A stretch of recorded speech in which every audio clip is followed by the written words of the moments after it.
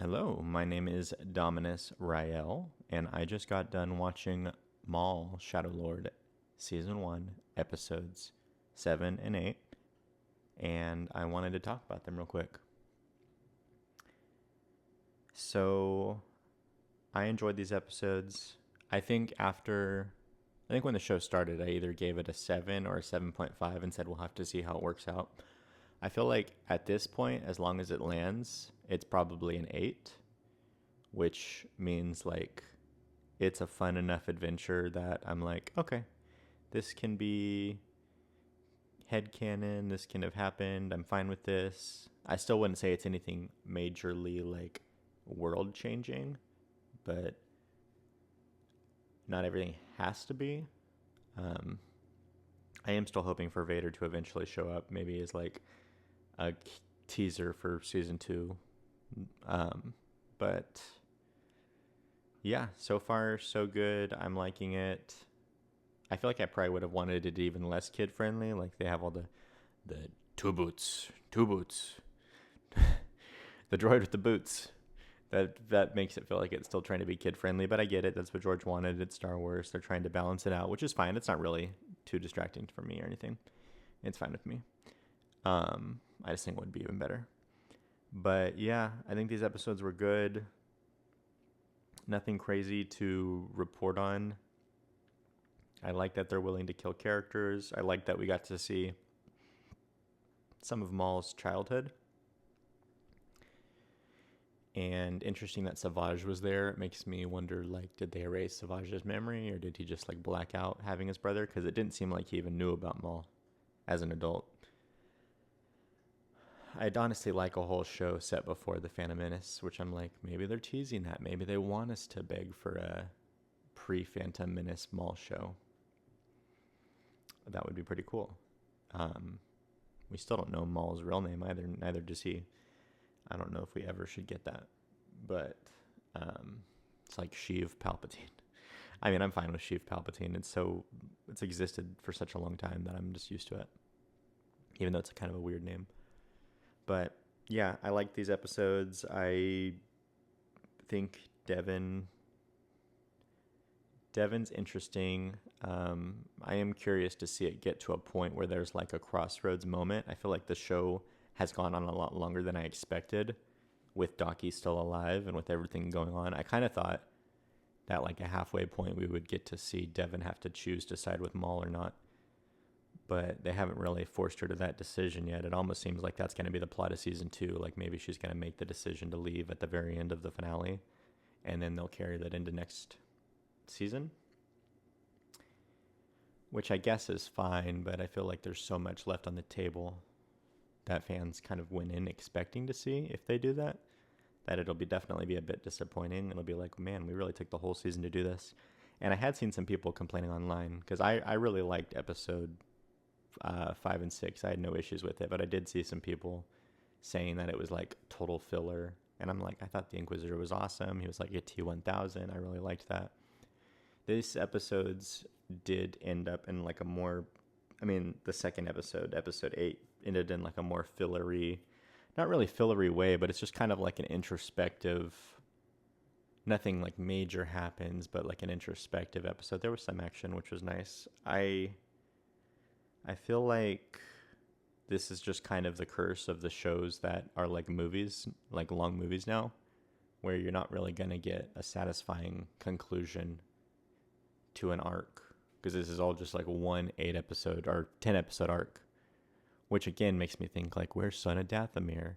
Where is the Asajj Ventress original Clone Wars, The Dark Disciple, I believe it was called? I'm like, where's that stuff? I'd love to see that. But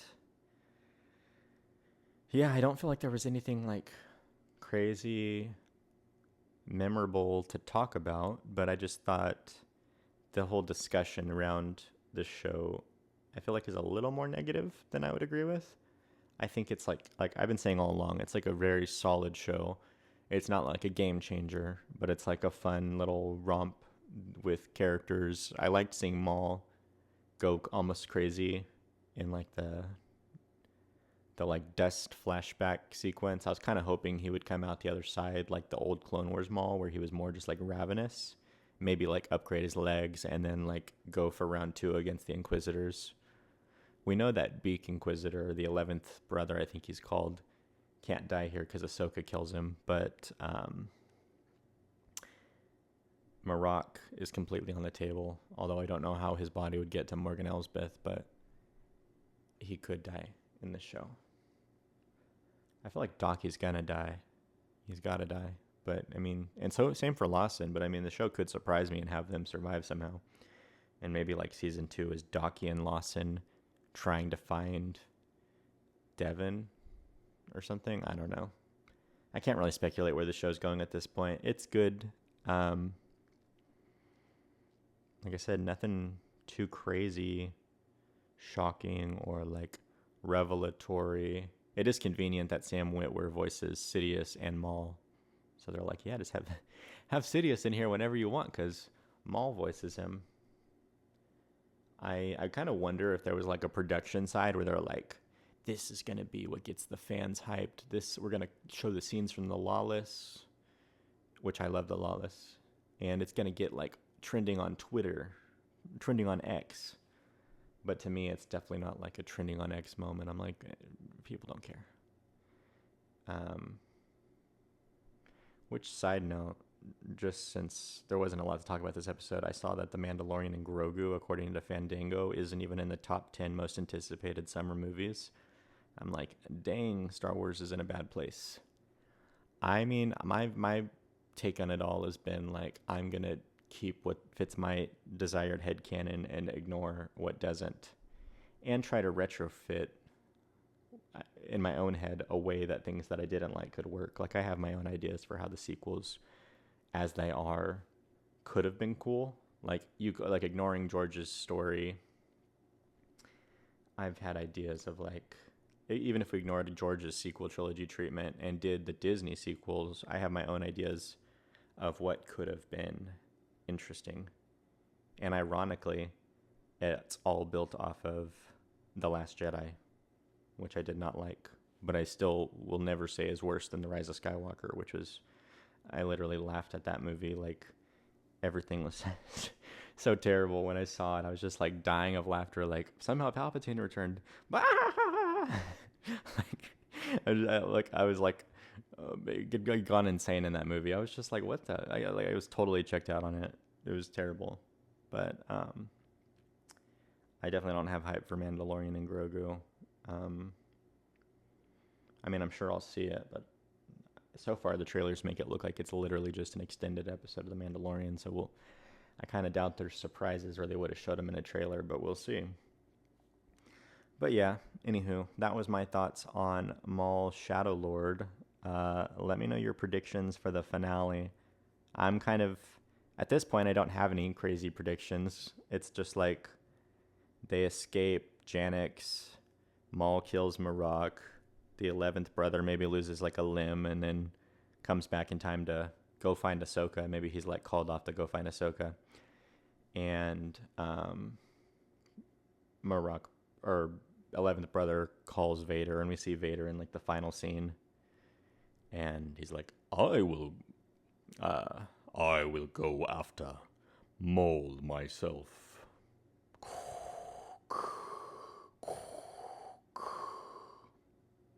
Yeah, that was not my best. But yeah, that's probably, I mean, that's just what I'd expect. Like, I'm not expecting some like shatteringly shocking reveals in the finale.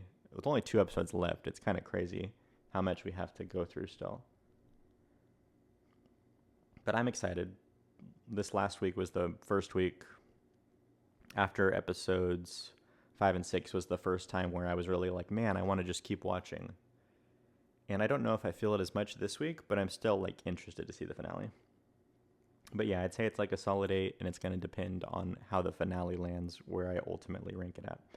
But those are my thoughts. Let me know yours. See you later. Talk to you later. Bye now.